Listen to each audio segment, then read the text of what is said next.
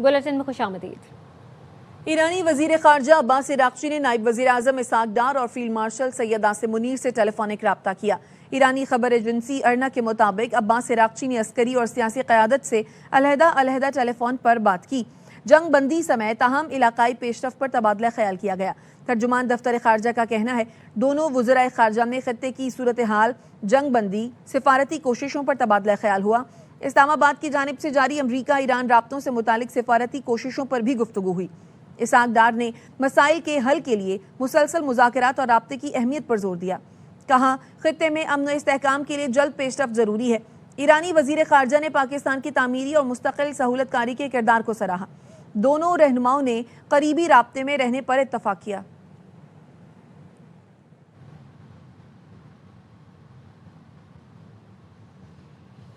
America और Iran के दरमियान मुमकिन मुज़ाकरात का दूसरा दौर है और इस्लामाबाद में सिक्योरिटी के बदस्तूर सख्त इंतजामात हैं। तफसीलात ले लेते हैं। Deputy bureau chief Islamabad Azhar Farooq हमारे साथ मौजूद हैं।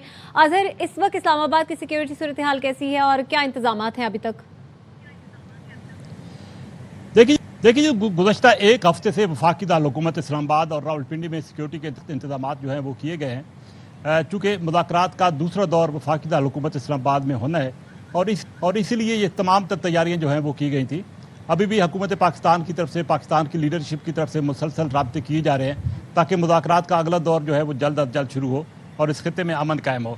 इस हवाले से चूँकि अमरीका के मुख्तलिफ वफूद जो हैं वो पहले से इस्लामाबाद में मौजूद हैं, तकरीबन 4-5 दिन कबल ये वफूद इस्लामाबाद पहुँचे थे।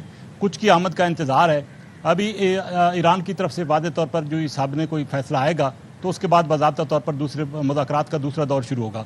लेकिन वफाकी दारुल-हुकूमत इस्लामाबाद बिलखसूस जो रेड जोन का इलाका है उसको मुकम्मल तौर पर बंद रखा गया है। रेड जोन में जितनी भी निजी दफातर हैं या सरकारी दफातर हैं वो बंद है और वर्क फ्राम होम की हदायत जो है वो की गई हैं। इसके साथ साथ वफाकी दारुल-हुकूमत इस्लामाबाद के जो मुख्तलिफ दाखिली रास्ते हैं वहाँ से जो हैवी ट्रैफिक है उसको भी इस्लामाबाद के अंदर दाखिले से रोका गया है। पब्लिक ट्रांसपोर्ट तो चल रही है लेकिन जो इलेक्ट्रिक बसें हैं जो या दूसरी ट्रांसपोर्ट है मेट्रो वो बंद की हुई है। ओवरऑल सिक्योरिटी की जो सूरत हाल है उसको खसूसी तौर पर उसके इंतजामात किए गए हैं। आज भी कुछ राब्ते हुए हैं और इस बात का इम्कान ज़ाहिर किया जा रहा है कि हुकूमत की तरफ से भी कि जल्द ही इस हवाले से कोई पेशरफ्त होगी और दोनों ममालिक के दरमियान मुज़ाकरात के हवाले से कोई बर्फ़ पिघलेगी, जिसके बाद ही वफाकी दारुल-हुकूमत इस्लामाबाद की जो नॉर्मल ज़िंदगी है वो वापस लौटेगी। ठीक है अजहर, इस हवाले से आप आगाह कर रहे थे, शुक्रिया आपका। क्या आप ईरान के खिलाफ जौहरी हथियार इस्तेमाल करेंगे? सहाफ़ी के सवाल पर ट्रंप ने कहा कभी ऐसा नहीं करूंगा। किसी को भी न्यूक्लियर हथियार इस्तेमाल नहीं करना चाहिए। ईरान के पास एटमी हथियार होता तो पूरे मशरक़ वस्ता को उड़ा देता। ईरान अगर डील नहीं चाहता तो हमारी फौज ही उनसे निपटेगी। No, we don't need it. Why do I need it? Why would a stupid question like that be asked? Why would I use a nuclear weapon when we've totally, in a very conventional way, decimated them without it? No, I wouldn't use it. A nuclear weapon should never be allowed to be used by anybody. We've hit about 75% of our targets. We stopped a little early because they wanted to have some peace. They want to make a deal. We have been speaking to them, but they don't even know who's leading the country. They're in turmoil.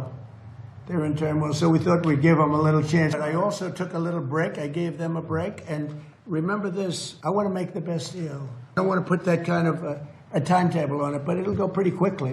They came to us and they said, we will agree to open the strait. And all my people were happy. Everybody was happy except me. I said, wait a minute, if we open the strait, that means they're going to make $500 million a day. I don't want them to make $500 million a day until they settle this thing. So I'm the one that kept it closed. We have total control of it. If they don't want to make a deal, then I'll finish it up militarily with the other 25% of the targets. We've hit. और इससे पहले अमेरिकी सदर ने बहरिया को बारूदी सुरंगें बिछाने वाली तमाम ईरानी कश्तियों को तबाह करने का हुक्म दिया। ट्रूथ सोशल पर अपने बयान में ट्रंप ने लिखा, ईरान की छोटी कश्तियां अबनाए हुर्मुज में बारूदी सुरंगें बिछा रही हैं। अमेरिकी बहरिया मेरे हुक्म पर कोई हिचकिचाहट न दिखाए, कार्रवाइयों में 3 गुना तेजी लाए। हमारे जंगी जहाज अबनाए हुर्मुज को बारूदी सुरंगों से साफ कर रहे हैं। एक और बयान में ट्रंप ने कहा, ईरान के इंतहा पसंद क़यादत के लिए आपस में झगड़ रहे हैं।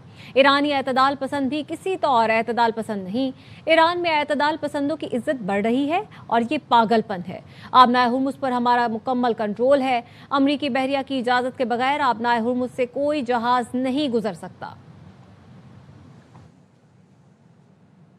ईरानी पार्लियामान में नेशनल सिक्योरिटी कमीशन के सरबराह इब्राहिम अजीजी ने अमरीकी सदर ट्रंप को तनकीद का निशाना बनाया है।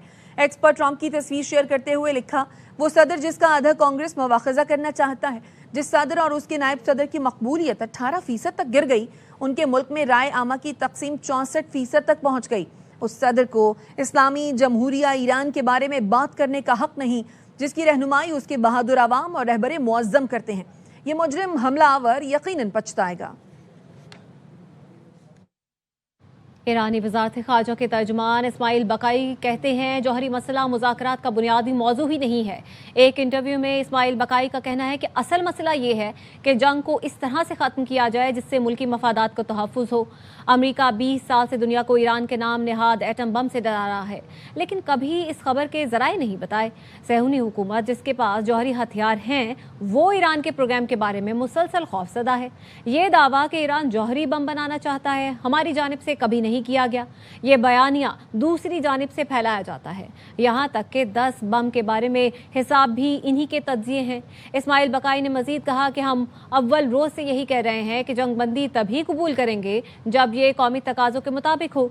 तमाम महाजों पर जंग खत्म की जाए, नुकसानात पर मुआवजा अदा किया जाए, आबनाए हुर्मुज़ खोली जाए और ईरान पर आयद पाबंदियाँ खत्म की जाएं। अमरीकी सदर डोनाल्ड ट्रंप का कहना है वजीर बहरिया जॉन सी फैलन को जहाज साजी से मुतालिक तनाज़ात पर बरतरफ किया गया। ओवल ऑफिस में गुफ्तगू में ट्रंप का कहना था जॉन फैलन मेहनती और सख्त मिजाज शख्स थे, लेकिन नए जहाज़ों की तैयारी और ख़रीदारी के मामलात पर उनके दीगर हुकाम से इख्तलाफात थे। कुछ लोग उन्हें पसंद करते थे, कुछ नहीं करते थे। रिपोर्ट्स के मुताबिक जॉन फैलन बहरी इस्लाहात और जहाज साजी के अमल में सुस्त रवि का मुजाहरा कर रहे थे। ईरान ने दोस्त ममालिक के लिए आबनाए हुर्मुज़ को फीस से मुस्तस्ना करार देने का ऐलान किया है। अल जज़ीरा के मुताबिक मॉस्को में ईरानी सफ़ीर काज़िम जलाली ने रूसी खबर एजेंसी को इंटरव्यू में कहा कि रूस समेत चंद ममालिक को आबनाए हुर्मुज़ में फ़ीस इस्तिस्ना है। ईरानी वज़ारत ख़ारजा दोस्त ममालिक को आबनाए हुर्मुज़ में फ़ीस इस्तिस्ना की मौसर कोशिशों में मसरूफ़ है। मुस्तक़बिल में पॉलिसी में तब्दीली का इम्कान बरकरार रहे। यूरोपीय यूनियन की खारजा पॉलिसी की सरबराह काया कालास का कहना है अगर ईरान के साथ मुज़ाकरात में जौहरी माहिरीन को शामिल न किया गया तो ये 2015 के मुआहदे से भी कमज़ोर होगा। ईरान से बातचीत में न सिर्फ जौहरी प्रोग्राम बल्कि खत्ते में उसके किरदार, मिसाइल प्रोग्राम, प्रॉक्सी गिरोहों की हिमायत और यूरोप में साइबर और हाइब्रिड सरगर्मियों जैसे मामलात को भी शामिल करना ज़रूरी है। काया कालास ने खबरदार किया कि इन पहलुओं को नज़रअंदाज करने की सूरत में खत्ते में खतरात बढ़ सकते हैं और ईरान ज़्यादा गैर मुस्तहकम फरीक बनकर उभर सकता है।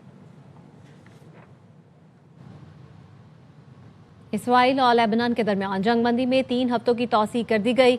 अमरीकी नायब सदर JD वेंस ने तौसीक को तारीखी करार देते हुए ट्रंप की कामयाब सिफारतकारी को क्रेडिट दिया।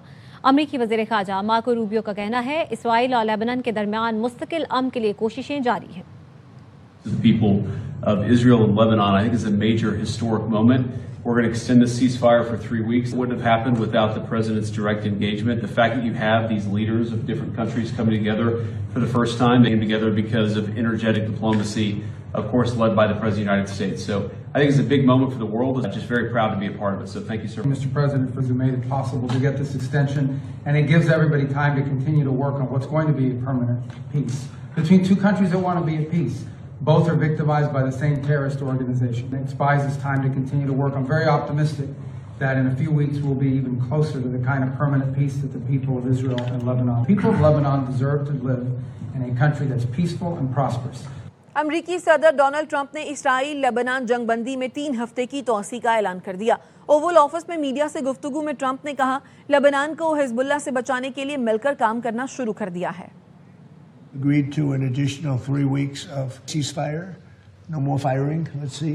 We hope that happens. It's not going to happen between them, but they do have Hezbollah to think about. And we had a great meeting with the very high officials of Lebanon and very high officials of Israel, and we think that the president of Lebanon and the prime minister of Israel over the next couple of weeks will be coming here. Yeah, I think there's a very good chance of having peace. I think it should be an easy one. Relative to some of the things we're working on, it should be an easy one. खबरें और भी हैं, शामिल करेंगे इस break के बाद। हमारे साथ रहिए। पंजाब हुकूमत ने बेरोजगार अफराद के लिए अपना खेत अपना रोजगार स्कीम शुरू कर दी है। वजीर इत्तलात पंजाब अज़मा बुखारी का कहना है मरियम नवाज का फ्लैगशिप प्रोग्राम पंजाब में ज़रई इनकलाब लाएगा। अपना खेत अपना रोजगार स्कीम से हजारों अफराद मुस्तफीद होंगे। पंजाब हुकूमत जमीन के साथ 50,000 से 2.5 लाख रुपए तक की ग्रांट भी देगी। बेजमीन किसानों को 160 अरब रुपए मालियत की अराजी दी जा रही है। ये जमीन सिर्फ काश्तकारी के लिए इस्तेमाल होगी। मरियम नवाज दावे नहीं बल्कि अमली काम करती हैं। मरियम नवाज ने इससे पहले अपनी छत, अपना घर और बेघर अफराद को मुफ्त प्लॉट तकसीम किए। किसान card, green tractor, super seeder, tubewell की सोलराइजेशन फराहम की। किसानों के मौसमी हमदर्द बहुत आए और गए, लेकिन मरियम नवाज ने साबित किया वो किसान और ज़राअत दोस्त वज़ीर आला हैं।